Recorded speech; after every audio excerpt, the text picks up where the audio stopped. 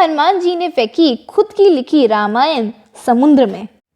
प्रभु श्री राम जी के जीवन पर अनेकों रामायण लिखी गई हैं। पहली थी श्री वाल्मीकि रामायण, श्री रामचरितमानस रामायण, कमंद रामायण, कमंद एक राक्षस का नाम था, अद्भुत रामायण, आनंद रामायण एक लिखी थी स्वयं हनुमान जी ने, जो कि कहलाती है हनुमत रामायण। तो शास्त्रों के अनुसार सबसे पहले रामायण हनुमान जी ने लिखी थी, और वो भी एक शिला पर, और वो भी अपने ही नाखूनों से लिखी थी, और ये ही हनुमत रामायण के नाम से प्रसिद्ध है।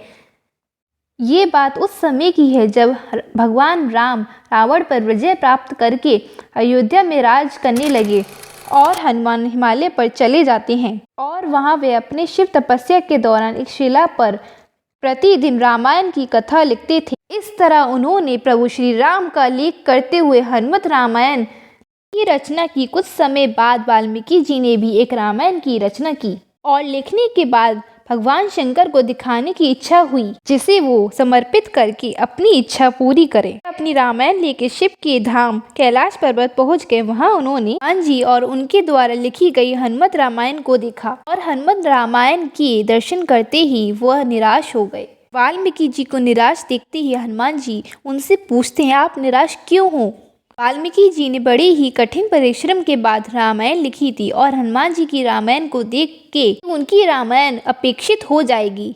तब वाल्मीकि जी की चिंता दूर करने के लिए ये हनुमत रामायण शिला को एक कंधे पर उठाया, और दूसरे कंधे पर महर्षि वाल्मीकि जी को उठाया, और वहां से समुद्र की ओर चल दिए। उसकी रचना को श्री राम को समर्पित करते हुए समुद्र में फेंक दिया। सब देख के महर्षि बोले, हे हनुमान, आपका गुणगान करने के लिए मुझे एक जन्म और लेना हो। मैं वचन देता हूँ आपको कलयुग में रामायण और लिखूंगा।